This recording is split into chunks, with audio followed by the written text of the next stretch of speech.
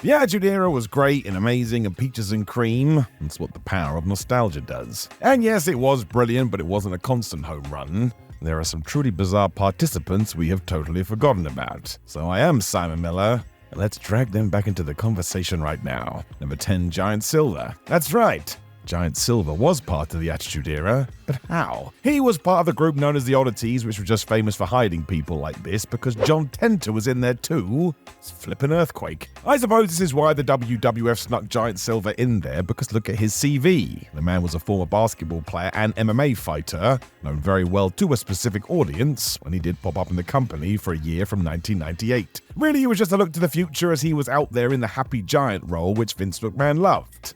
Think Albert when he became the hip-hop hippo, or Brodus Clay, and for no reason he was a dinosaur. I'm not sure I can even give you one story about Silver in terms of what he did during his run. It was just sort of there. That's really weird. Number 9, just Joe. Joey Legend helped train me when I jumped into wrestling, and I can tell you this, he is way better than you realize. It's why he made it to the top, because that doesn't just happen when he was indeed reborn as just Joe. That was his gimmick too. For no reason, he popped up in backstage segments, and before other wrestlers could get mad, he extended his hand and said, "It's cool, it's just Joe." You really could have made something from this given how mad the late 90s were, but this was very much a case of creative getting bored. After a few weeks, there was no more word about it. When the WCW buyout happened, Legend was never seen again. Given the whole point was for Joe to cause havoc behind the scenes, this could have been great and a perfect way to fill in some holes, because trust me, in the Attitude Era, the amount of plot holes we did have was ridiculous. So, you need to make sense of it? It's just Joe. Number 8, Pantera. No, not a metal band from the 90s. That also would have been odd. From 1997 to 1999, though, which many people do dub as part of the Attitude Era, Pantera had 19 matches in the then light heavyweight division. And yes, that's ridiculous, 19 matches over 2 years. In Your House, No Way Out of Texas in 1998 was his biggest moment when he faced Taka Michinoku and lost. Of course, WWE then signed a deal for a lucha show called Super Astros, and Pantera got drafted to that. It was a huge error. I don't think that program had more than 2 episodes. In terms of the WWF side of things, he really could have been their Rey Mysterio, but we have talked about this. The company was not interested, and the only reason wrestlers of this ilk even got on the show was to try and combat what WCW was doing. What could have been? Number 7, Brackus. This guy always comes up. Seems to have somewhat of a nice following, or people just found him strange. Brackus was in the door in 1996 because he looked like a pro bodybuilder, and we know the deal there. Vince McMahon loved it. There are plenty of stories of Vince backstage just in awe of his vascularity, and that is fine. If that's your thing, it's cool. The problem was Brackus could not go in the ring. He certainly tried and even had a small excursion to ECW before returning in 1998, but yeah, with no clue what to do with him, he was put in the brawl for all and got his ass kicked. That was the end. He was soon released, which goes to show muscles do help.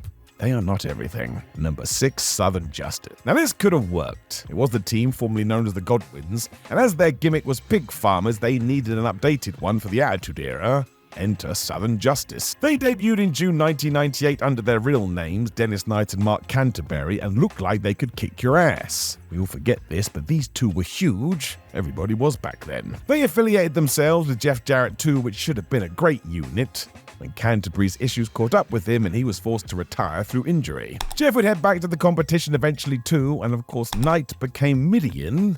What a damn shift. It's why we don't remember them, because they were barely together before they split up, so it is a shame. This could have gone a lot differently, especially in the late 90s.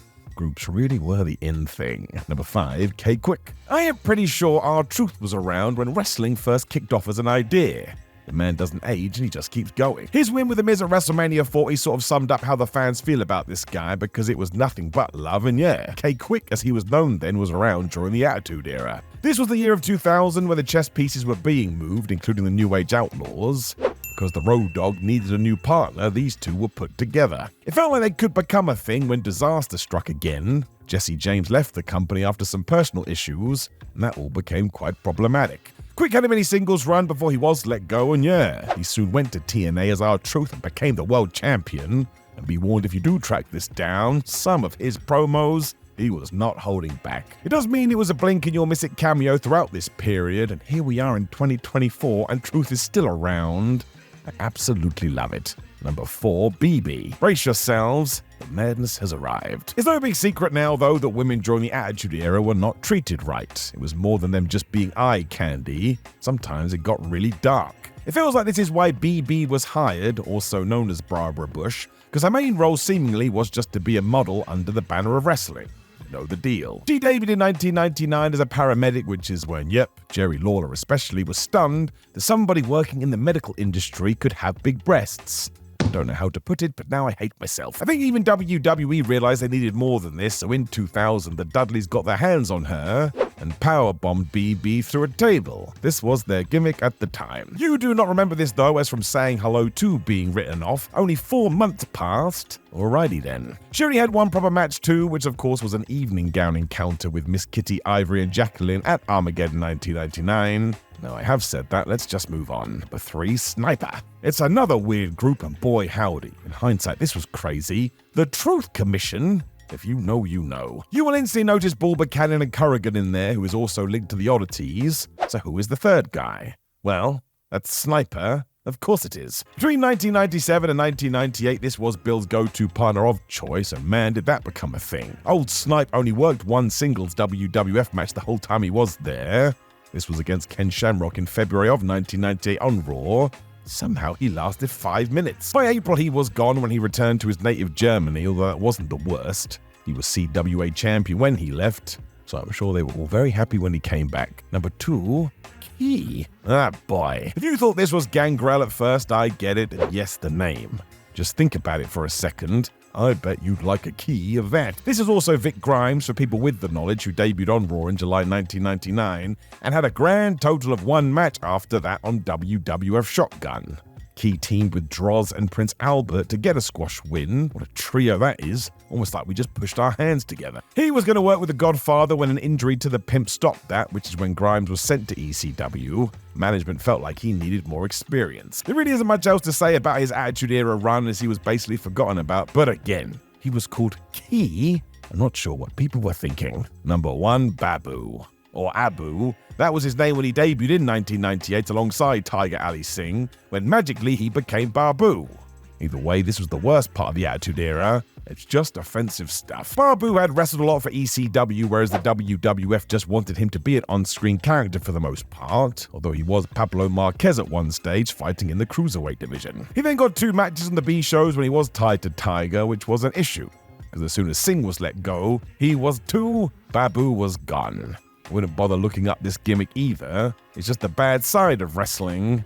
Basically one horrible stereotype. Every WWF event, from WrestleMania to the weekly Raw is War, would be jam-packed with big moments during the legendary Attitude Era. So here are a selection of memorable, after being reminded, moments from that very era that make you say, oh yeah, that happened. I'm Gareth from What Culture Wrestling, and here are 10 incredible WWE Attitude Era moments nobody ever talks about. Number 10, the American Badass cometh. Whenever the character started to get a bit stale, The Undertaker reinvented himself and came back bigger and better, baby. And the biggest evolution of the character was the American Badass change-up in mid-2000. Except that's not quite when it happened, actually. Though this new version of The Undertaker rode into Judgment Day's main event, following a series of cryptic promos in the weeks preceding the pay-per-view, this wasn't his debut. Taker had actually started embodying this persona the previous summer, just as he was about to take a hiatus from WWE. His demeanor and voice shifted from a rarely heard stoic religious fanatic speaking in tongues to an old school Texan ripping rivals a new one on commentary. His attire also switched up towards the end of his 1999 run, as he began appearing in backstage and promo segments in what would become the now classic bandana, sunglasses and leather jacket combination. Taker's appearances as this proto-American badass looked to be more at home in a biker bar than a funeral parlor, and signaled a shift in the character that paralleled the company as a zeitgeist for American culture. Number 9, doing business the right effing way. In April 2000, Mike Awesome, who had been with ECW periodically since its inception, suddenly appeared on rival WCW programming. His decision to jump ship stemmed from the simple fact that he was now owed a significant amount of overdue wages by Paul Heyman. The only issue was that Awesome was the ECW champion at the time. WCW had tried to get Awesome to wear the championship belt on their programming, but Heyman signed an injunction preventing it. However, WCW could refer to Awesome as the ECW champion on air. Heyman, who was secretly in cahoots with Vince McMahon at the time, requested for Taz to return on loan and beat Awesome for the title. This all led to an unusual one-off scenario whereby a then WWE wrestler faced a then WCW wrestler for the ECW championship. I know, madness. During a short, seemingly spontaneous and barely covered matchup, Taz regained the ECW championship. Following the bell, Awesome jumped the guardrail and aggressed from the arena. Taz's reign would only last 10 days, during which he appeared on WWE with the belt to face then WWE champion Triple H, before dropping it to Tommy Dreamer at SummerSlam 2000. Number 8. Shane McMahon's fall. At 2000's SummerSlam, Shane McMahon was set to defend the WWF Hardcore Championship against the Lethal Weapon Steve Blackman. As the match drew to a close, the cowardly McMahon attempted to escape by climbing 50 feet up the entrance structure. Blackman chased, whacked the champ across the back with a cane, as you do, and sent Shane crashing down through the stage.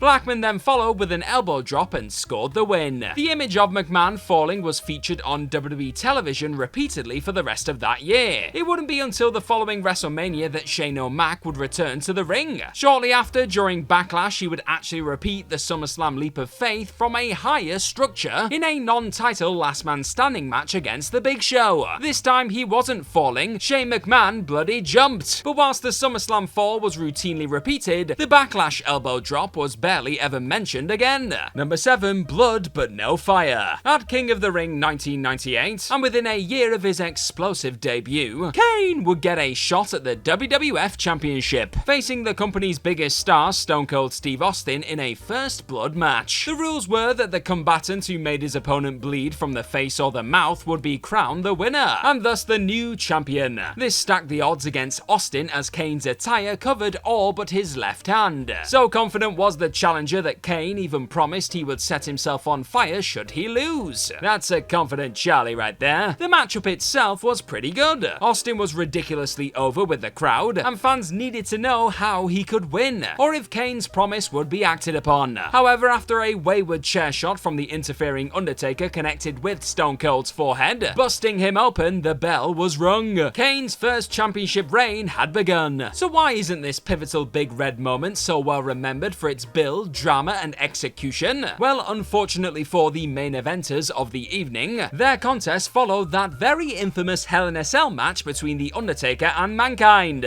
Plus, less than 24 hours later, Austin regained the championship. So much for that then. Number 6. Free Radicalz. Unfortunately, Chris Benoit's wrestling history is intertwined with stars that really do deserve being mentioned, so fans cannot ignore him completely. With fellow Radicalz Dean Malenko, Perry Saturn, and the late great Eddie Guerrero, there is no denying that he and they were involved in some classic moments during the second half of the Attitude Era. The group grew through ECW and joined WCW. However, they felt they were not showcased well in their new home. Before long, all four men decided enough was enough, and that it was time to head to the rival WWE. In order to keep him, Kevin Sullivan booked for the vacant WCW Heavyweight Championship belt to go around Benoit's waist at Sold Out in early 2000. However, despite Benoit beating fellow challenger Sid Vicious, the Radicalz left anyway, in a rare reversal of someone taking a championship from WCW to WWE. It was mentioned on WWE programming that Benoit was debuting as the reigning WCW Heavyweight Champion, but Sullivan tried to have it downplayed on Nitro, even having the commentators say that Vicious never lost the match due to a previously unrecognized rope break. At the end of the day, the Radicalz made such a big impression on WWE audiences that Benoit's championship didn't really matter, and so a rare defection of the WCW champion and a taste of their own medicine just went unnoticed. Number 5. I think you know the guy. Whilst WWE fans will often look to the fan favourite of Mankind being Mick Foley's most popular persona, the masked boiler room dweller is only his most recent. Foley's earliest incarnation was Dude Love, but the character he portrayed in ring for the longest time was Cactus Jack, and Foley actually brought Cactus Jack back to face Triple H in autumn of 1997 in WWE. And as the Attitude Era matured WWE's content, Cactus Jack would make a few more sporadic appearances. However, the veteran Foley still seemed to hold back somewhat on the violence. That was until early 2000 when, having been fired, rehired, fired and then beaten up, Mankind ditched the mask and unveiled the psychotic persona once more. Though we had only seen him mere months previously, Mick Foley would cement the true return of Cactus Jack in a subtle yet brilliant promo on the following SmackDown. Triple H looked like he'd seen a ghost, and Foley acted like this was someone WWE audiences had never seen. Unlike his previous incarnation of the same character, this was the real King of the Deathmatch, the real hardcore legend, the real Cactus Jack. Number 4, Rikishi's Death Drop. No one would have imagined that the steel cage match at Fully Loaded 2000 for the Intercontinental Championship would have been the time and place that Rikishi would reenact the moment Jimmy Superfly Snuka dived from the top of a steel cage onto a prone Don Muraco at Madison Square Garden in 1983. Despite the devastating force of the big man landing on him, Val Venus was still able to retain the Intercontinental Championship, albeit with a little help from Taz. Not longer after this slobber knocker, the ever-popular Rikishi turned heel, admitting that he was the person who ran over Stone Cold Steve Austin the previous year. We all know who he did it for. After a program with the Great One, he was put into the 6-man Hell in a Cell match at the Armageddon pay-per-view. As was tradition for Hell in a Cell matches of the Attitude Era, in other words they were nuts, someone was going to have to take the fall off the top / side / through the cage to the announcer's table / ring / random truck parked in the entranceway. Since Mick Foley was temporarily retired, that responsibility fell to the only other person with a history of cage diving. One Undertaker chokeslam off the top later, and another Rikishi fall was complete. Strangely, these two moments seem to overshadow each other. Fans will either point to Rikishi's fully loaded dive or the Armageddon chokeslam as the more impressive. You let me know which one you prefer in the comment section below, my friends. Number 3, it's time for me to do what I have to do. Within a week of the Montreal Screwjob, all of the Hart dynasty except Owen were gone from WWE. Contractual obligations meant that the youngest Hart was stuck to work for a company that had disrespected his brother and his family's legacy in his own country. But while Owen took a few weeks off, the crowd's anticipation over his return grew. Post Survivor Series, he was more over than ever before. With the crowd firmly behind him and the lines between reality and wrestling kayfabe blurred, Hart used the real-life heat to declare that he was no longer holding back. The Rocket Owen Hart was no more. He was now the sole survivor, and he was out for revenge. The opportunity would come at the last Raw of 1997, in a title match against the people who'd stolen the WWE Championship from his brother. But despite how over Owen was, Shawn Michaels was not to drop the belt to another Hart. Following some outside interference from Triple H, Owen Hart's push was simultaneously ended, and he was put into a mid-card non-starter rivalry over the European Championship. Number 2, try lacing my boots. In 1997, fans had begun cheering for the bad guys. Heels like Stone Cold Steve Austin were being turned face by the crowd's reaction to their anti-establishment behavior. Whilst fans debate that the tonal shift of WWE was born from the anarchy of ECW or the fourth wall breaks in WCW, Vince McMahon knew that he had to take ownership of this change in audience tastes. McMahon crafted a vignette in which his wrestlers would call out the perception of sports entertainers being non-athletes and wrestling not being real. This would end with the WWF champion daring those who harbor such thoughts to try lacing his boots. At the time, that was Bret the Hitman Hart. The trailer was to kick off the new Attitude Era, announcing that WWE would now be more adult-oriented entertainment. The historic announcement was set to be broadcast prior to the main event of Survivor Series 97. The problem was that the main event ended with the Montreal Screwjob. After the events of that night, no one really remembered about the video announcing its arrival. To most, it appeared that the Attitude Era was a product of the situation, when it had actually been planned all along. Number 1, the Corporate Champ. While Survivor Series 1997 is remembered for the Montreal Screwjob, the following year's event is most memorable for awarding The Rock his first WWE Championship reign in the exact same way. Mick Foley also went on to benefit from this event, gaining his first title win in the aftermath. But ultimately, Survivor Series would prove to be a true zeitgeist of the state of wrestling at the time. The event itself was held in November and retrospectively showcased how much of a revolving door of talent the Monday Night War had made WWE. In the build-up to the event, there were multiple returns to the company from WCW. Steven Regal had technically returned earlier that year, but his spells in rehab meant that he did not participate as a full-time wrestler until the month prior to Survivor Series. Attacking X-Pac, Regal debuted his Real Man's Man gimmick and began a chase for the European Championship. The Big Boss Man, who had left WWE a few years previously, also returned in the October before Survivor Series, showcasing a new look and darker gimmick. Survivor Series 1998 also holds the distinction of being Mark Merrow's final US pay-per-view appearance. Merrow, who had been touted as a huge star, left WWE less than 1 month later and never returned to wrestling full-time. But most people simply remember this night as the one that boasted the Screwjob 2.0. Practically everyone was over in the late 90s. Yep, even this bellend. It is wild to look back on Raw or SmackDown tapings now and see fans going bonkers for Gangrel versus Al Snow. But it happened. Sadly, something else happened too. WWF careers had to come to an end, and many did during ye olde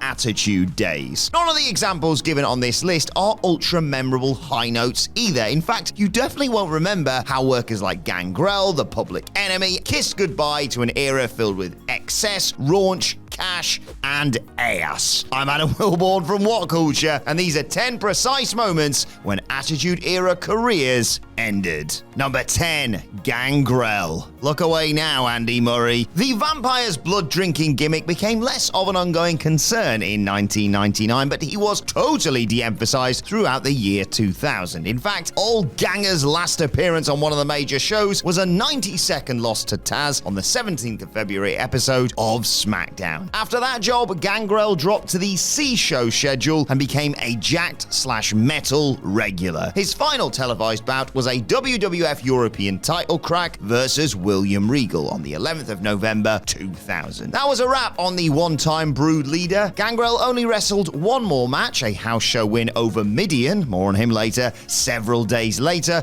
before leaving the promotion in 2001. He's worked almost everywhere else since that near 3-year run as WWE's bloodbath-loving creature came to an end. He's even got his own sauce. Banging and banging. Number 9, Luna Vachon. Gangrel was involved in the end of Luna Vachon's run too. Together, the wacky pair teamed up to take on Prince Albert, yes, a walking penis piercing, and Jacqueline on the 10th of February 2000 episode of SmackDown. The whole exercise lasted less than a minute. Luna actually scored the pin over Jackie, but then got dumped outside the ring during some post-match shenanigans, and that was that. According to Jim Ross on Grilling JR, Vachon wasn't always the easiest to deal with behind the scenes. She was struggling with a myriad of personal problems and didn't see eye to eye with some of the women in the locker room. The WWF released Luna shortly after this mixed tag. Vachon, who was actually married to Gangrel for a spell, blatantly wasn't the future of women's wrestling in 2000. Things might have been different had Vinnie Mac been less, how can I put this, enamored with scantily clad divas at the time.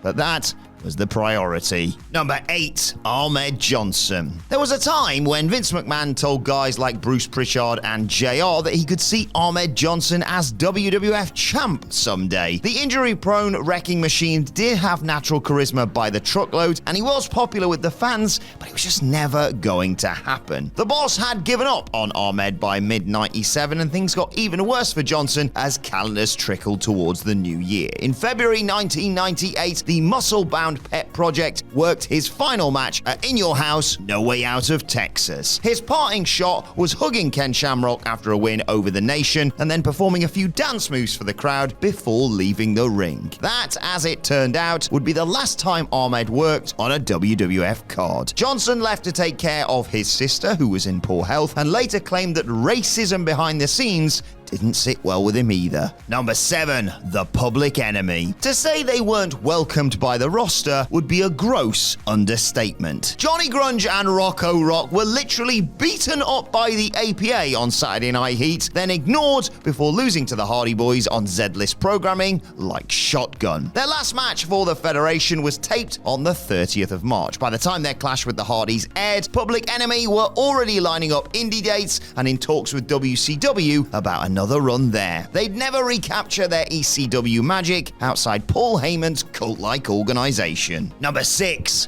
Bart Gunn. Right, imagine WWE scheduled an MMA-style tournament today, told the workers to fight for real, and then punished the dude who won it because he wasn't the one they thought would win, Shane McMahon. That's exactly what the then WWF did with the disastrous Brawl for All concept in 1998. Bart Gunn hammered everyone in his path, but that wasn't supposed to happen. So after months of sitting on the sidelines twiddling his thumbs, Badass Bart was brought back as a sacrificial lamb for tough man boxer Butterbean at WrestleMania 15. He got his arse handed to him by Mr. Bean, not that one, and it was a miserable end for Gunn's once promising career. Seeing refs and officials check on Bart as he struggles to stay conscious on the biggest stage is rather depressing now, especially when one knows that he was being punished for his own success. Gunn did make some cameo dates after this, but nothing worth writing home about. Number 5, Midian. Then again, it could be worse. At least Bart wasn't bollock naked for the majority of his final few months in the Fed. Former devil worshipper Midian was repackaged as an exhibitionist towards the end of his WWF career. Naked Midian popped the roster, watching backstage on monitors, by invading matches in his birthday suit. And it was always going to be a short-lived thing designed to make people laugh. Midian's last hurrah on screen came during Chris Jericho vs. Kane at Armageddon 2000. The pair brawled backstage and stumbled upon Midian and Grandmaster Sexay for some reason chatting by some vending machines. Kane bumped into Midian, then he and Jericho battered the lower carder with a few punches. The company tried to rejig Midian again after this. He worked a handful of dark matches under his old Tex Slazenger gimmick, but then got let go just a few weeks later. Number 4, Vader. Losing to Edge would not be considered a bad thing in 2022. Back in late 1998, though, yeah, staring at the lights for the Canadian hopeful wasn't exactly a promising sign for Vader. He did the job for Edge on the 11th of October 1998 episode of Sunday Night Heat and then left the promotion. Vader did make a series of one-off appearances in 2005, 2012, and 2016, but they were gimmicky cameos that were never going to lead to anything more substantial. He'd been sliding down the totem pole for a solid year or so before that match with Edge. Weight gain problems had blighted Vader's reputation behind the scenes, and he'd been neutered by that 1996 feud with Shawn Michaels anyway. The one-time mega heel in Japan and WCW never came close to top billing after that, and most fans won't recall his final match at all. Number 3, Ken Shamrock. Wrestling magazines, newsletters, and message boards were busy with anticipation for Ken Shamrock's comeback in 2000 and in 2001. The ex-UFC fighter had returned to MMA in late 1999, but most figured he'd come crawling back to Vince for a payday or two at some stage. It didn't happen. No, Kenny Boy's final WWF match occurred on the 23rd of September 1999 episode of SmackDown. He lost a first blood bout to Chris Jericho on that show, then marched off to reignite his cage fighting career outside McMahon's remit. Shamrock would never return to the promotion, although he did show up again in 2002 as one of TNA's first major recruits. The last sighting WWE fans got of Ken was watching him spit up fake blood after a hockey stick beating at the hands of Jericho and Curtis Hughes. Company cameras cut from that into the next segment of SmackDown, and Shamrock was rarely mentioned again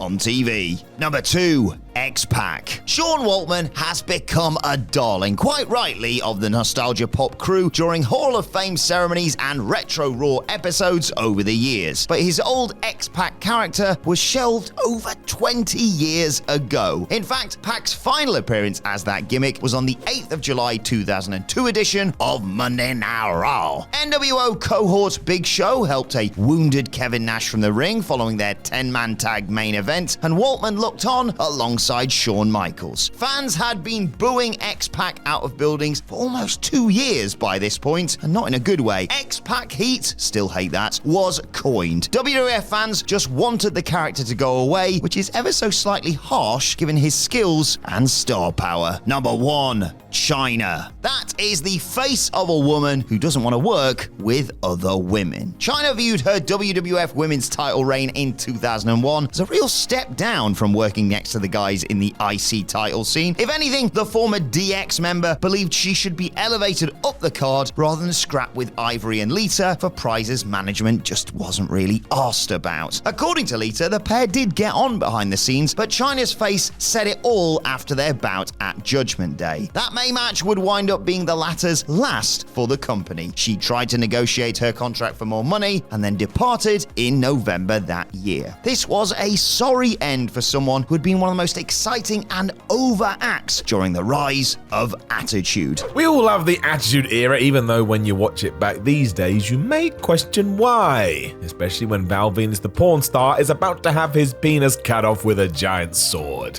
Fun fact too, it took me a long time to realize why Val's last name was Venus. I was a stupid and yet innocent child. It could have been even more nuts if people behind the scenes had had their way though, and that almost doesn't bear thinking about.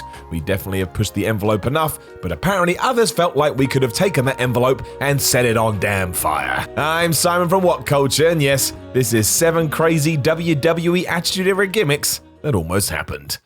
Number 7, Edge the Deaf Mute. Remember when Edge first debuted and he seemed to be detached from reality? He would sit in the ring brooding away and come across like he was a loner. Dude who simply followed his own path. It was a cool idea and it wasn't as in your face as other gimmicks. If Vince Russo had had his way though, well, we would have gone in the other direction. Old Russo, you see, wanted to make Edge a deaf mute. So he wasn't in the ring choosing to cut himself off. You were going to be literally told he couldn't hear and therefore literally couldn't speak. Talk about cutting a guy's legs off before he even gets going. That instantly means no promos, and the WWE Universe is never getting to hear your voice. And if you want to know how important that is, definitely go and listen to one Stone Cold Steve Austin's podcast, because he will definitely tell that story when he said the exact same things to Vincent Kennedy McMahon. It's said it's because Russo didn't think Edge had the chops for all of this, and what a bad call that was. At least give him a chance before you bury the dude, I swear. And you just know eventually they would have reneged on this too, and how would you explain that one? Kofi Kingston's Jamaican accent was bad enough, probably just tell us Edge made it up for the lols, and that's definitely not offensive at all, but of course it is. Thankfully, as we know, this didn't go down, but again, what a pile of nonsense. Number 7, Christian as the Lock. What did we have against Edge and Christian when they first came in? We're turning off the Rated R superstar's personality, and Christian, damn, this was something else. We're playing fast and loose with the rules, as this was in 2003 when the Attitude Era was done, but it needs to be talked about, and therefore I'm going to talk about it. For you see, around this time, Christian cut his hair, started wearing some shades, and talked about himself in the third person. So yes, he was The Rock, but whatever, at least it was something. Talking about it on his podcast, Captain Charisma admitted the idea at one stage was to embrace this entirely and start referring to himself as The Lock. If you don't get that joke, just don't worry about it. He was gonna riff off the Great One's material until I would guess the People's Champion returned and absolutely whipped his ass. That plan was nixed at some stage, and instead Christian was plunged into mid-card purgatory, a position that annoyed him so much he left WWE and went to wrestle in TNA for a while. When there, he won the world title, which goes to show mucking around with performers' careers doesn't always go to plan. Although in Christian's own words, he was also approached in airports and people said, "Hey man, did you stop wrestling?" So I guess there's pros and cons to everything. Number 5, George the Animal Steel Jr. We all know the junior bit would have been removed, as for some reason Vince McMahon hates that term, but still. When Prince Albert, aka Matt Bloom, came rocking into the WWE with his hairy back, someone thought because of this rug he could be portrayed as George the Animal Steel's son, because, you know, they both had hairy backs. This is deep stuff, I tell ya. It's been mentioned by other wrestlers, and Dave Meltzer reported it in The Observer in 1998, and yet thankfully somebody saw sense and canned it. That is not a good role to be in. It's like when you become the new anything when you're a tag team. Somebody else's past will always give you a very low ceiling. It's also said that 2 people that were high on this concept were Triple H and Chyna, but other plans were made, and thank goodness for that. I mean, he still had to be Lord Tensai for a while, so it's not really like this saved him completely. Kinda fake Japanese dude, I don't know, is better than fake sun. It was after all this character work that Bloom found his own 2 feet though, as he's now smashing it as the head of NXT down in Florida. It's kind of a shame really, as the guy clearly knows what he's doing, and had we booked him in such a way, we may have more glowing things to say about his run. As it was, he was a solid hand in the ring, but yes, was portrayed as a hairy dude and then a pretend dude. Oh, and he also performed in the tag team known as TNA, which I think kind of sums it up. Number 4, the real higher power.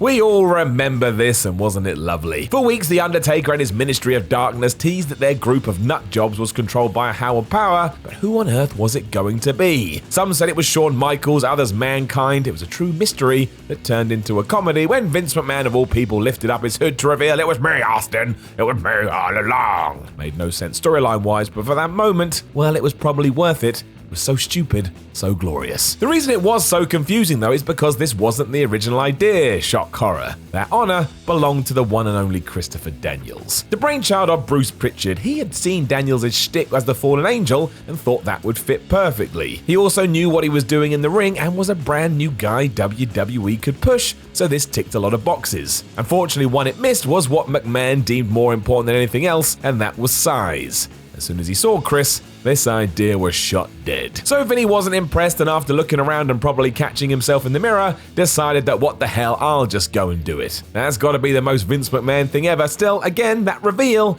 I will laugh until the day I vanish from this earth. It is so ridiculous. The real question is though, if we didn't go with Christopher Daniels and Vince McMahon hadn't had this moment of revelation, who would WWE have put under that hood? There's surely thousands of other guys that would have benefited from this more. You know what to do. Let us know in the comments below, especially if you had an idea back in 1999. Number 3, DTK Enterprises. This may sound weird now, but at one point the Headbangers were actually quite cool. Mosh and Thrasher embraced the alternative rock culture that was booming at the time, and people enjoyed it. They literally thrashed around, and it was a better gimmick than anything else they were given during their WWE run. And the less said about those, the better. You know what I'm talking about, mummy. It was Bruce Pritchard once again who gave us this information, but at one point the team was almost split, so Thrasher could become an updated version of Doink the Clown. He would be managed by Bruce himself, and if you're wondering why it was going to be DTK Enterprises, it's because Thrasher was going to be a clown with a K, and yes, that is the most late 90s things ever, as well as Spine Shank. Amazingly, someone realized this was a really dumb idea and nixed it. No one wanted Doink to return when Stone Cold Steve Austin and The Rock were running around, so it didn't happen. As we've said, it's not like either guy was given a better idea, but still, this one would have been over before it began.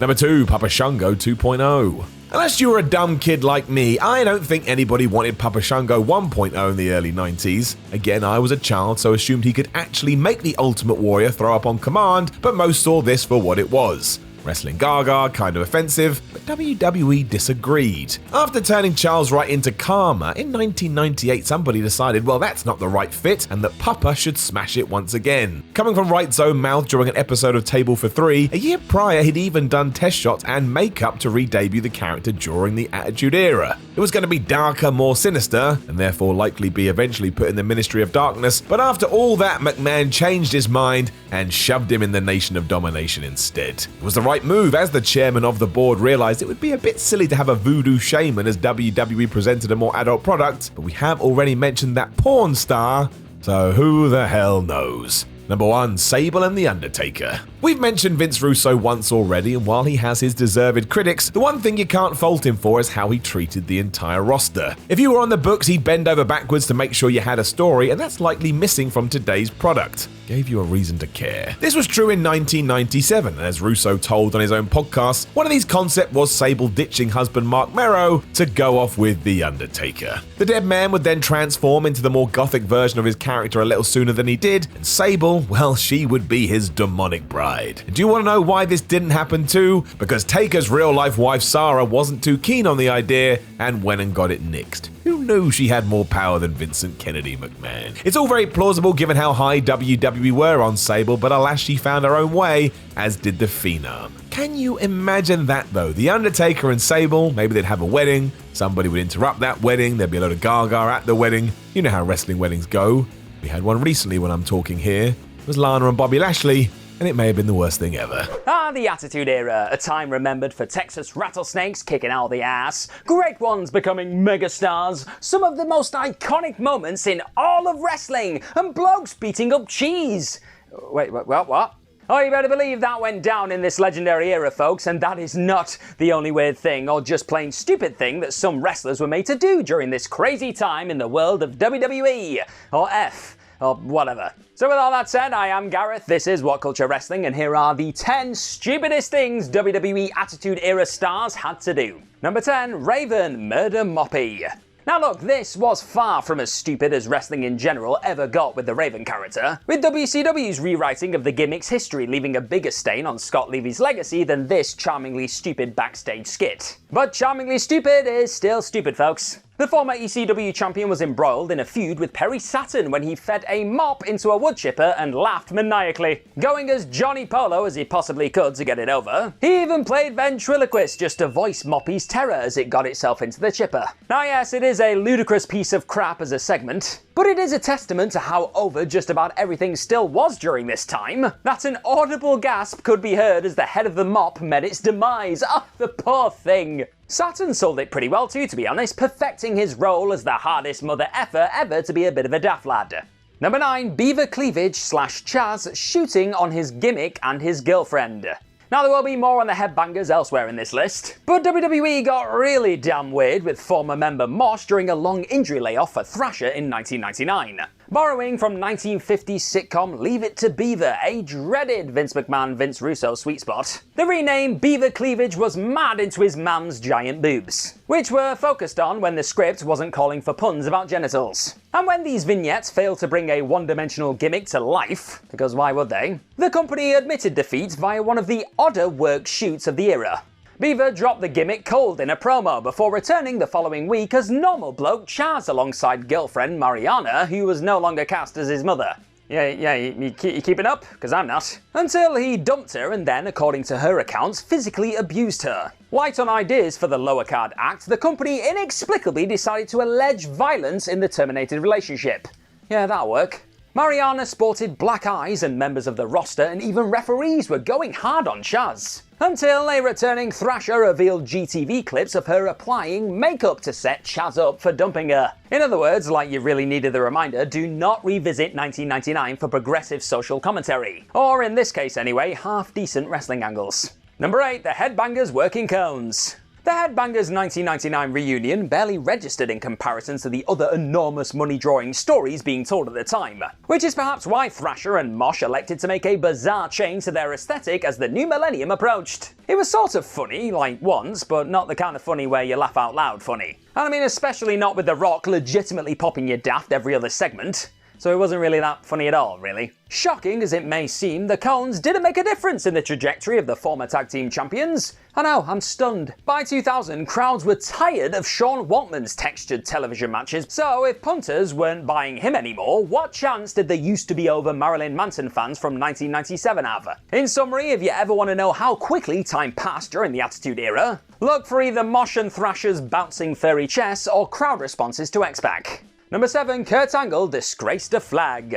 When Kurt Angle first won his Olympic gold medal with a broken frickin' neck, the prospect of entering pro wrestling seemed like such a long shot that his infamously scrubbed ECW cameo made more sense than a brief spot with one of the big two. Honouring an agreement with Taz and Paul Heyman to have a look around what he most likely assumed was strictly a local territory with limited television. And he wasn't entirely wrong in that assessment, really. His face never made it on screen thanks to his furious protest over an angle featuring Raven crucifying the Sandman later in the show. 3 years later, and now partially trained and primed for a WWE career, he clearly wasn't half as fussy. Though Angle wouldn't debut formally until the Survivor Series, the company decided to soft launch him in a throwaway Sunday Night Heat segment with Tiger Ali Singh. First portrayed as an American that'd do anything for $1, Angle feigned blowing his nose on the Stars and Stripes before doing the same to an Indian flag when the millionaire's back was turned. He then dropped him with 2 quality amateur-style throws to tease the work to come. As dated as all this jingoism felt in 1999, it should be noted that the fans still actually went insane for the bit, almost certainly vindicating the company's call to aim low for one of their highest caliber signings. Number 6, Meat to Shag to Work. Meat as the sex slave of Terry Runnels, Jacqueline and Ryan Shamrock was perhaps the closest WWE ever came to trying to level an horrifically misogynistic playing field during the Attitude Era. But Shawn Stasiak's gimmick was one of the dafter mid-card distractions of the day. Oh, and the perpetually pissed off women went by the name PMS, of course, just in case you thought females had a hope of escaping one entry on a list with their dignity intact. Keen to exact revenge on the wrestlers they'd been wronged by at one point or another, the trio mobilized their skills around a newcomer called Meat, who was more than happy to try and satisfy their demands in the ring as well as in the bedroom. Yep, Attitude Era was a balmy old time. The plan's obvious flaws showed themselves pretty swiftly, with Meat often far too exhausted from all his pre-gaming to deal with the opponents they'd line up. Crass, time-filling nonsense, but harebrained all the same. This was destined to keep Shawn Stasiak rooted to the very bottom of the card. Number 5, Steve Blackman beat up some cheese. Now there was method to this madness, but it was madness all the same. When Al Snow and Steve Blackman teamed up to modest success in 2000, it spoke to the do no wrong form of WWE. And Vince McMahon's inbuilt frustration with those that don't quite have it in them to be all singing, all dancing goofs as well as rock hard ass kickers. Not everyone has that range. As a silent assassin character debuting in late 1997, Steve Blackman had done remarkably well for himself as an example of the latter. But a floundering, heel-turned Al Snow was quickly reformed as a jester trying to find an ounce of joviality in this very, very serious man. Ultimately, all he and they discovered was a bit of stag-do-style forced fun. Settling on the name Head Cheese, yep, that's what they went for, they unveiled a mascot for their WrestleMania match against TNA called Chester McCheeserton. Yep, this stunk worse than aging Limburger, even when Blackman got some heat back by beating the hell out of him. Number 4, Al Snow campaigned to get his action figure back. Something else in Al Snow's life that armed Mick Foley to the breasticles with jokes at his expense. And this time it's nothing to do with yet another of Snow's aborted gimmicks. Not technically anyway. Yes, Snow moved on from his cult classic psychotic persona alongside Head eventually, but it became his long-awaited and overdue calling card when he broke through on a WWE show, once again penetrating the mainstream consciousness. Typical for unlucky Al though, the merchandise check dried up amidst an absurd and accidental national scandal. An action figure of the Job Squad leader alongside his beloved mannequin friend Head was pulled from Walmart due to apparently promoting spousal abuse as well as murder and dismemberment. The protestation from the store and the pressure groups that forced the move showed little to no interest in the context. WWE featured the moral panic on their show as part of yet another mental decline for the Snow character. Clearly glad to yet again be thought of as too edgy for parental types they'd one day court again. Number 3, Golga, just everything. Pick any Raw from late 1998 to mid-2000 and it's honestly hard to get a read on the audience profile beyond mostly drunk dudes. The company had done a magnificent job of securing that advertiser-friendly base. And were keen to point out that the children of Hulkamania were now the teens and young adults of the Attitude Era. But was that really true? Millions dropped off in the mid-1990s, but who's to say those were the ones who came back when Steve Austin and The Rock got hot? Instead of, I don't know, college fraternities that just couldn't get enough of Stone Cold Steve Austin's beer-soaked carnage, and the great one's hilarious command of a catchphrase. All this is to say that bringing John Tenta back as the earthquake that had quietly departed in 1994 probably wasn't the smartest move. But it wasn't the scale of problem that required Golga as a fix. Masked in order to slot him in with the oddities, he was then booked as a South Park aficionado to ingratiate him to the masses as a babyface. The kids like South Park, well, we'll give them South Park. His look was never stupider than at the co-promotional peak. As if working in a Cartman shirt while carrying the enormous doll wasn't enough, he also had a cheesy poof stapled to his damn head. Golga is the masked ex-natural disaster that didn't fall through a wall. So how did he end up looking just as stupid? Number 2, The Big Show. Sell the Undertaker's stupid story. This whole thing felt like a punchline at the Big Show's expense, really. By 1999, The Undertaker was such a company legend that he could go out there and say whatever the hell he liked and probably get away with it. Well done, dead man, you did it again. Hey, you could learn something about the business from this man. He's a veteran. Go and get some beer. Meanwhile, and based on all the politics afterwards, this probably wasn't by design, the dead man's legendarily awful promo on the August 16th Raw was so mind-numbingly thick that supposed savior Chris Jericho was perfectly placed to interrupt it. Even Paul Bearer's character had been sadistic enough in storylines to think this cartoonish drivel was perfectly within the realms of sanity. Recent WCW signing Paul White, though, The guy who'd been world champion within his first year? The guy who'd shaken off a Son of Andre persona? Paul White, even as the Big Show and new bestie of The Undertaker, could not credibly stand there as the American deadass spoke of making coats with each other's skin in the desert and eating snakes for tea. This image right here tells the inconvenient truth, doesn't it? Never has a guy with such evident range struggled more to find the right face. Number 1, The Undertaker tattoos Santa's ass. Now look, I personally don't subscribe to whatever brand of insanity it is that encourages fans to leave comments on YouTube screaming into their screens about their precious Attitude Era. But, lost in the chaos of those fist-typed missives about PG sucking all the fun out of the product, is actually a poorly articulated thirst for actual chaos. Now that, against the ultra-polished and too slick for its own good WWE of today, or at least a few years back, was not really an unfair request. Take this image right here, for example. This absolutely insane shot of The Undertaker engraving a WWE logo into Santa's ass cheek wasn't because he was taking overdue revenge on a Ted DiBiase project from 1995, nor because he'd mistaken him for Midian and just really enjoyed doing it the first time around. Nope, The Undertaker is scouring Santa Claus over here just to flog a few t-shirts. So this shot came from the front of a merchandise catalogue that would later also feature poor Father Christmas going through a table courtesy of the Dudley Boys. Such was your average teen t-shirt fan's lust for seeing the big guy get what he apparently deserved, regardless of if he'd been naughty or nice.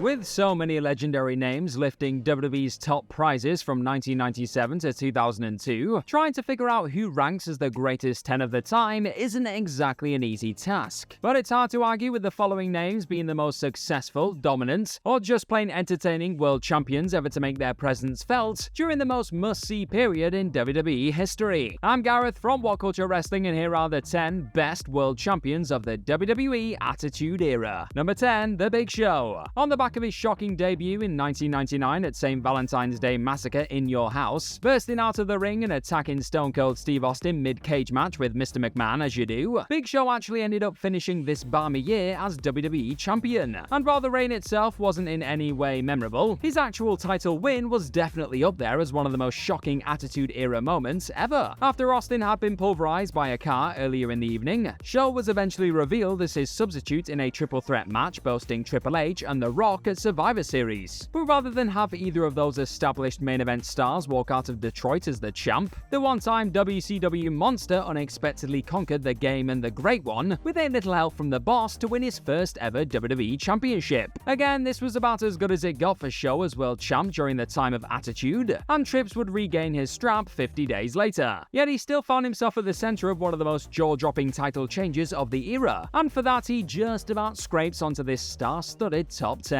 Number 9, Ivory. The name Ivory may not immediately spring to mind when thinking about who reigned supreme during WWE's Attitude Era, but the Right to Censor member actually held the WWE Women's Championship for more days than anyone else during this period. Now sure, her clashes against the likes of Lita and Chyna weren't up there with the best in-ring performances of the time by any means, but her refusal to simply be another piece of diva eye candy ultimately inspired the stars of tomorrow that would change the game in the years to come. And it was that hatred of scantily clad women that eventually resulted in Ivory joining forces with the likes of Steven Richards and The Godfather, with that conservatively dressed unit hilariously making it their mission to clean up this attitude-stuffed environment. Ivory's fiery heelish work on the mic and 331 days in total reigning as the top woman in the division unquestionably cement the former gorgeous women of wrestling star as one of the most entertaining and dominant performers of the era. And it's that influential Attitude Era run that made her eventual Hall of Fame induction in 2018 a bit of a no-brainer. Number 8, Kurt Angle. After making his debut at the same Survivor Series which saw Paul White shock the world, Kurt Angle eventually bested The Rock to win the big one at the following year's No Mercy. And while this would actually rank as Angle's longest ever run with a world championship under the WWE banner at 126 days, with Kurt picking up big wins over the likes of The Undertaker, Steve Austin and Triple H, it's the effortlessly entertaining Olympian's second run with the strap which really helped elevate him as one of WWE's new main event stars. On the back of the harrowing events of 9/11, Angle pitched winning the title from a heel Texas Rattlesnake at Unforgiven 2001 in a bid to put some smiles on the faces of a country who were hurting. McMahon and Austin both loved the idea, and the eventual wrestling machine went over in his hometown of Pittsburgh in one of the most uplifting babyface victories of the era. It wasn't too long before Stone Cold wrestled his baby back from the charismatic force, of course, but by that point Angle had already established himself as one of the most reliable and entertaining champions to grace the Attitude Era. Speaking of valiant babyface wins, what's your favourite match that saw the hero conquer the big bad? Let me know in the comment section down below, my friends. Number 7. Chyna. While Ivory may have held the Women's Championship for a longer amount of time overall during the Attitude Era, easily the most memorable figure to lift that strap from 1997 to 2002 was the game-changing Ninth Wonder of the World.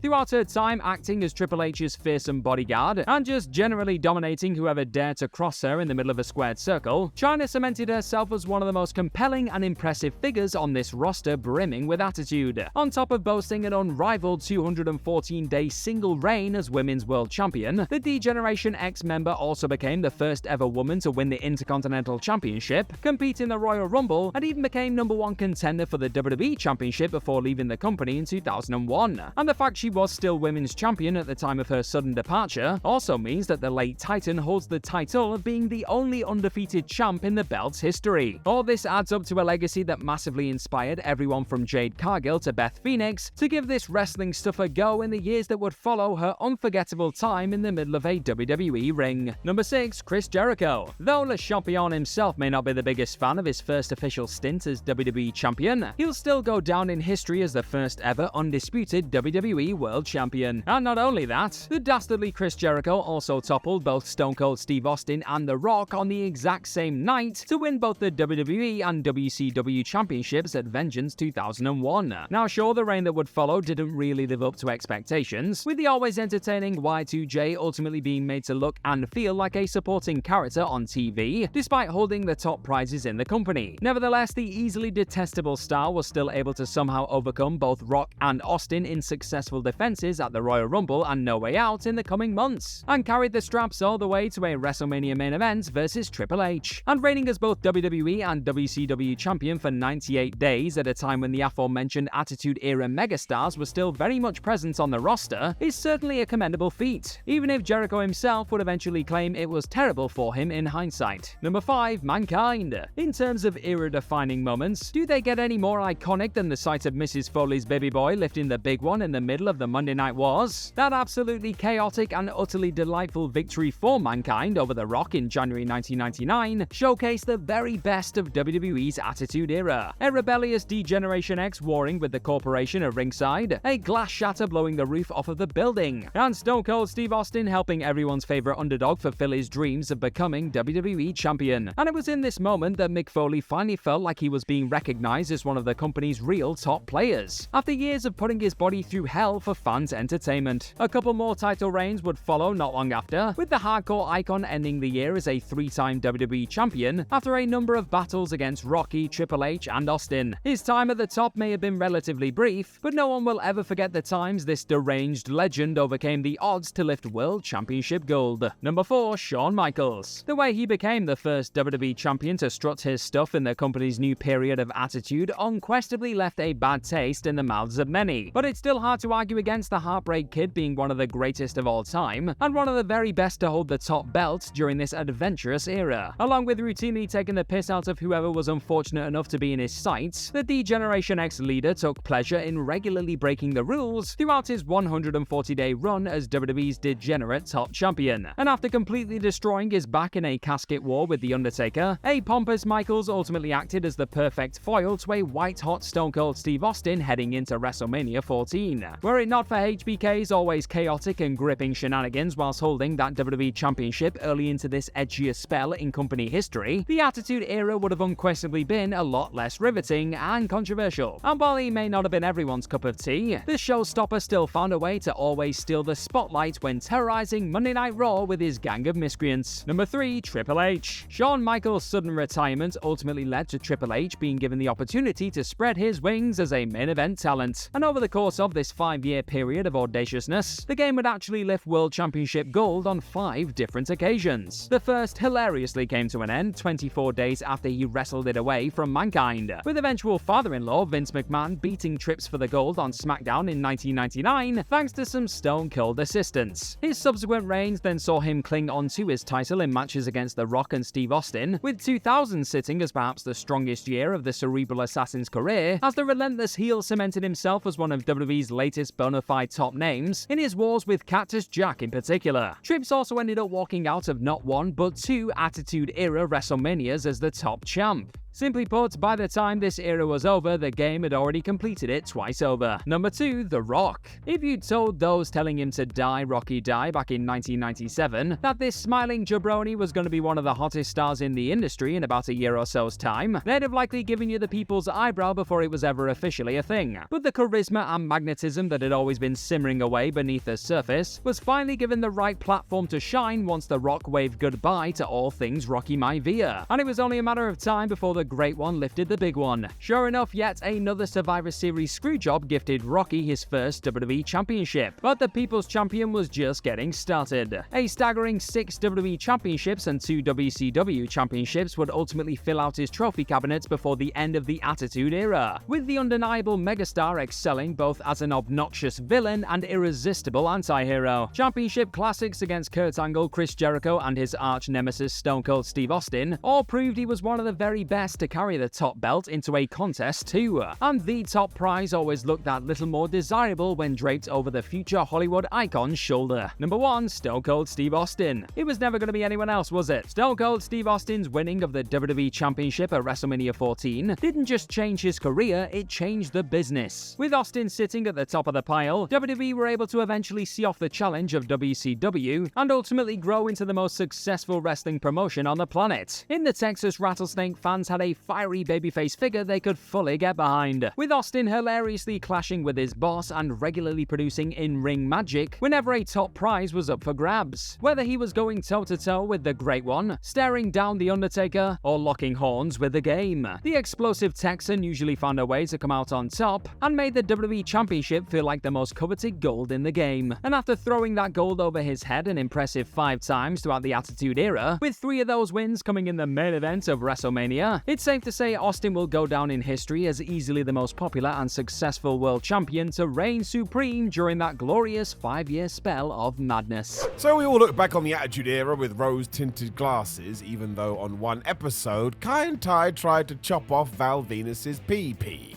Always remember that. Even the highest of highs have some shocking lows. But let's still have some fun with this because I am Simon from What Culture. Please do hit that subscribe button.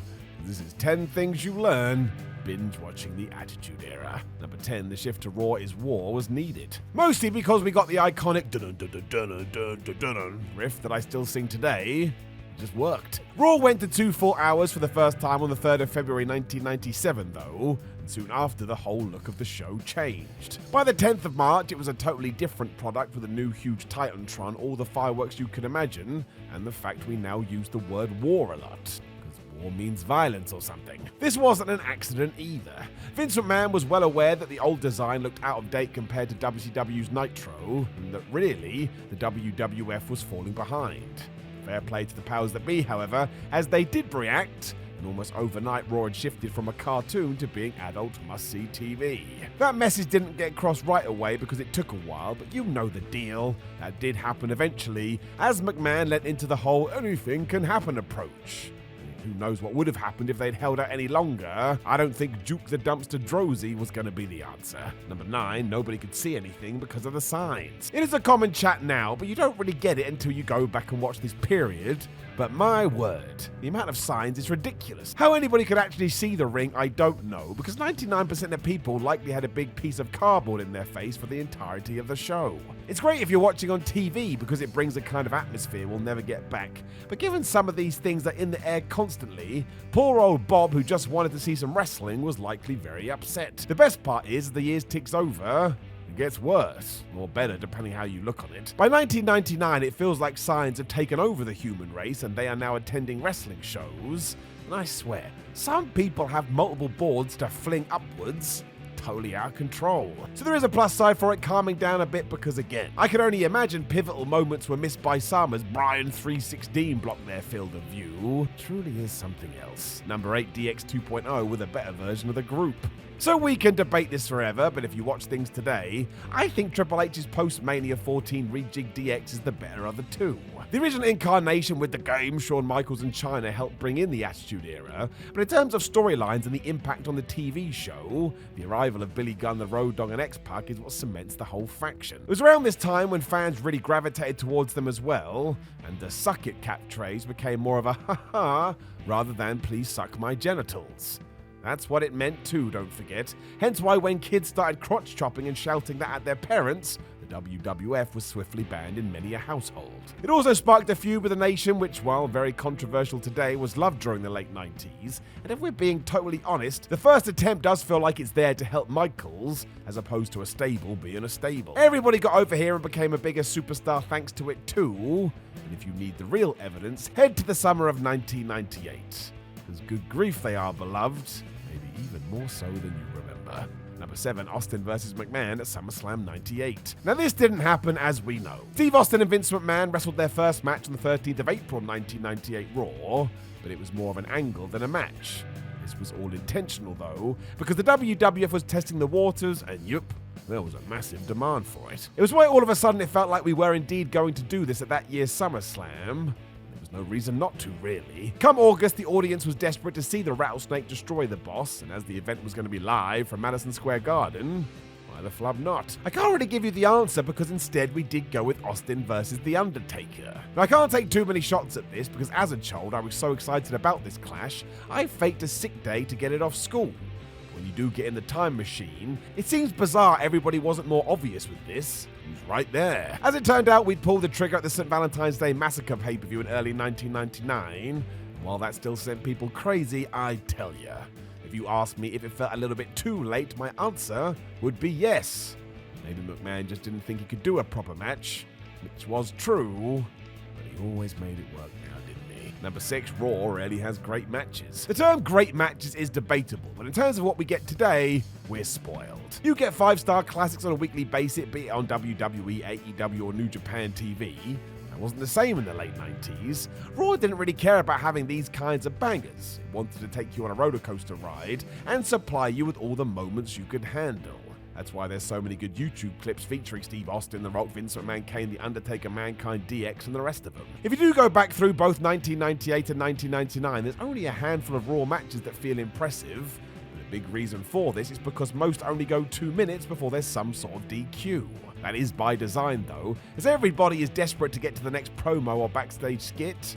That's the bread and butter. So in terms of in-ring action, there is no question today that it is better. And yes, that includes modern day Raw. I know you're going nuts, but go and find out for yourself. Number 5, SmackDown diluted Raw. In April 1999, the WWF trialed SmackDown and surprise, surprise, it was a massive success. Of course it was. It meant come August we were going to go ahead with this, and great.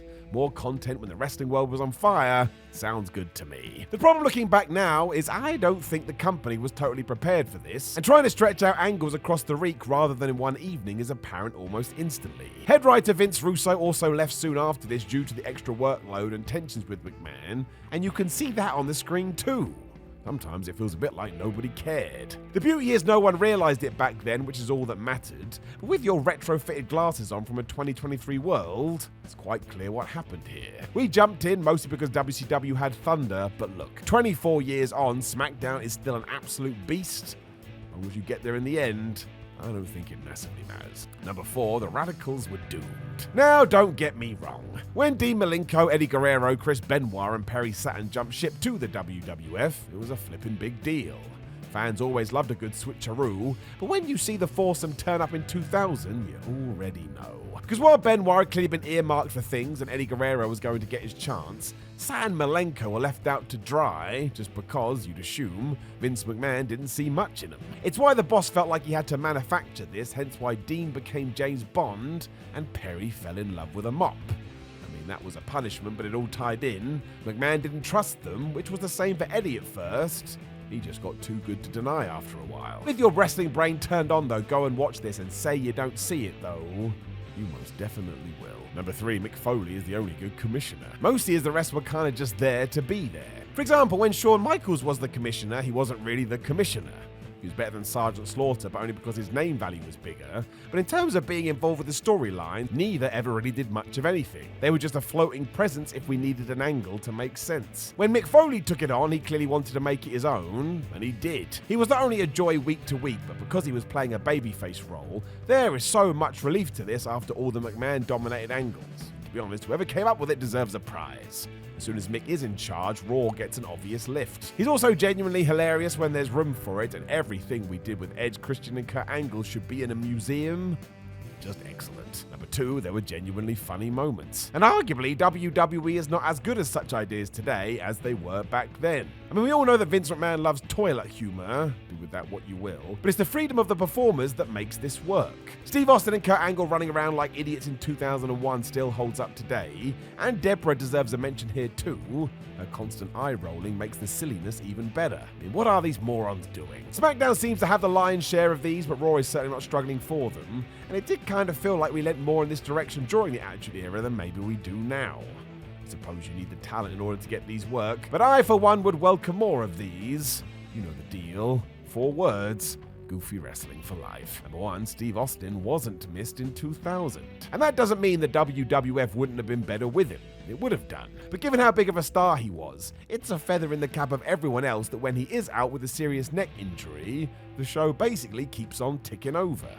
Barely misses a beat. Episodes of Raw continue to fly by using the same template as before, but as planned, The Rock is given a proper push, Triple H makes his mark, whereas The Undertaker continues to provide that link between the past and the future with a revamped character helping him stay relevant. If Austin had been there, who knows where the company would have gotten to, but it's not like if you watch it now you have to suffer through 2000. You don't. The good ideas keep on rolling, which sums it up, I suppose. All those years ago, the World Wrestling Federation could do no wrong. We all love the Attitude Era. This we know as we bleat on about it non-stop, even though that happened 20 years ago as I say these words. More so, really. That is mad, but again, that just shows how appreciated it was. When you do look back on it today, however, it's quite alarming just how much it ignored what pro wrestling has done in the time before it exploded. Ignoring tried and tested methods to do whatever the hell it wanted, that could be half the reason we bought in like we did.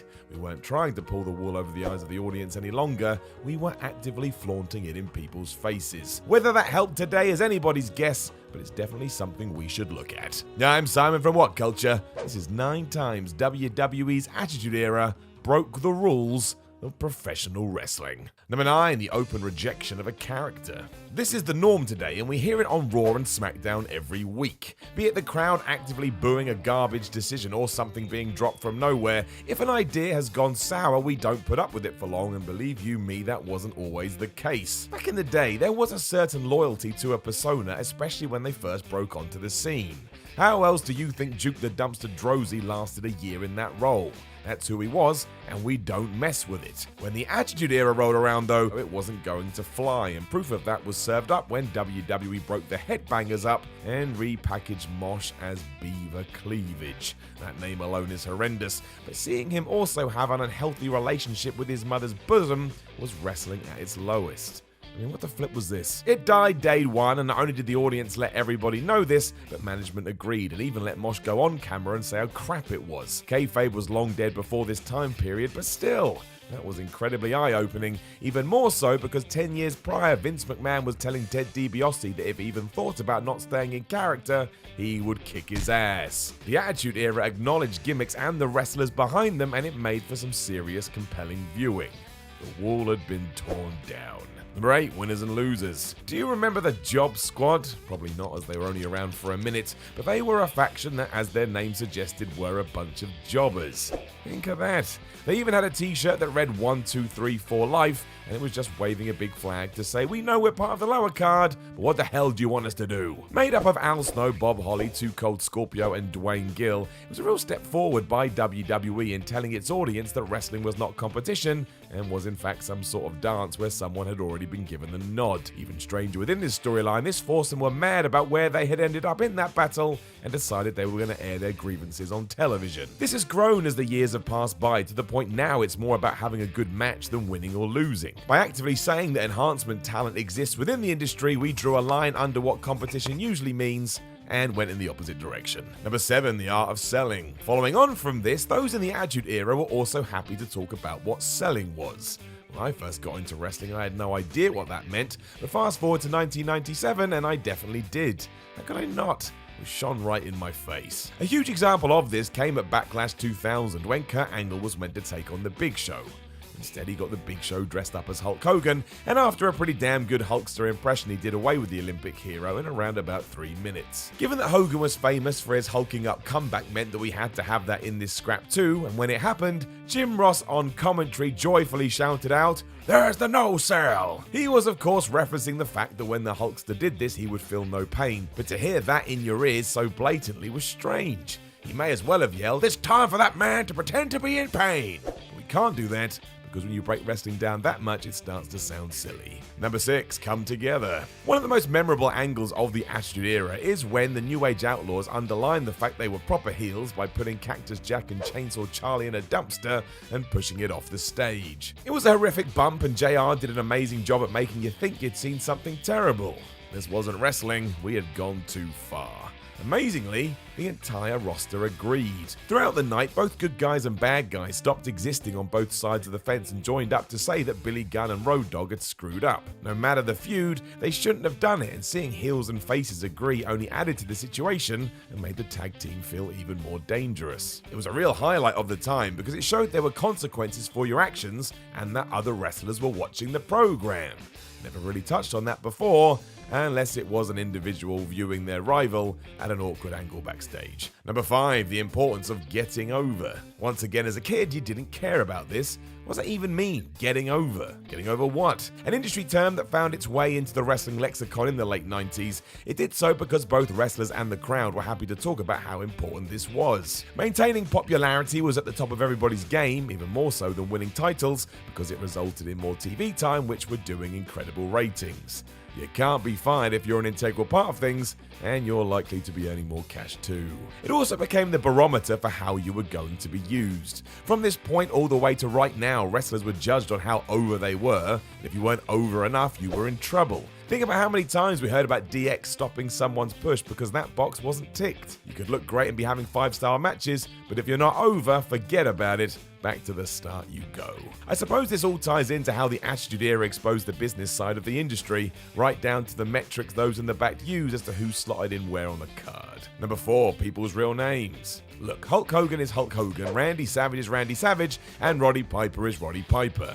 Hell, even Earthquake is Earthquake, even though none of that is true. It was the Attitude Era that smashed this to bits. There's countless examples of this, right down to Kevin Nash and Scott Hall turning up in WCW, but the biggest one came in the form of The Undertaker.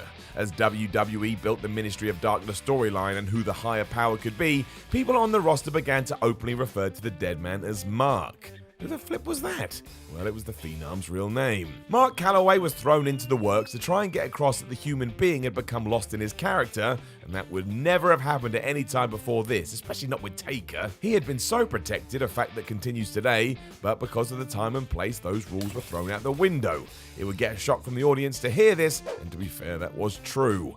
It launched a wave of interest in finding out what wrestlers were actually called, the best of course being that Shawn Michaels' real name is Hickenbottom. Number 3, the writers. While there are probably other examples, the first real time I remember the idea of a wrestling booker being used in front of a camera was when Brian Pillman told me that he respected the Booker Man. I was so young I probably thought he said Boogeyman, and that would be fair. That Mother Hubbard is terrifying. Appease him as best you can. During the late 90s though, the writers were actively mocked on screen, mostly by DX of course. They laughed at the very construction of the show because they thought it sucked, and on one episode of Raw, Triple H and HBK stood at the top of the ramp and bashed Ahmed Johnson and Ken Shamrock, who were taking on the nation, because they couldn't believe that somebody had put it together. Hunter even quipped, "Who booked this crap?" It was all part of the movement to move the old guard out the way and start anew, and it did work. Not everything was a success, but it did all come together to launch one of the most profitable periods in wrestling history, and arguing against that is hard. Number 2, the curtain call. We've talked about this 1,000 times, but it really was a moment that sparked this new wave of wrestling throughout the late 90s. Heels and faces hugging together in the ring, destroying kayfabe in the process. What we should be talking about is what happened around about a year later.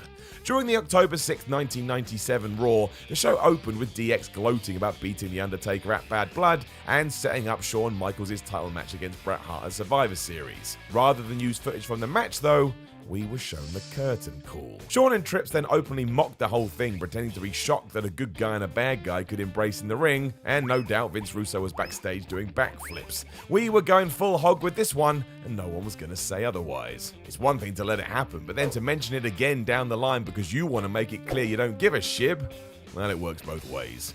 Number 1, The Cure. Considered as the speech that officially started the Attitude Era, even though it had begun by then, on the 15th of December 1997 Raw, Vince McMahon kicked things off by telling us the WWF was the cure for the common show. Admitting that wrestling needed a change, he had decided to take a sledgehammer to the old rules of the sport and thought a short video would be the best way to do this. The idea of good guys and bad guys was most definitely passé, and if you want to know how some wrestlers thought about it, well, Ric Flair was livid apparently. If a fan had ever told the Nature Boy he had a good show, he would punch them in the mouth, and here was the most powerful man in the industry saying that's exactly what things were. Again, kayfabe was gone long before this, but if you wanted one last batch of mud thrown on the grave, here it was. Wrestling's fake, jackass. Get used to it.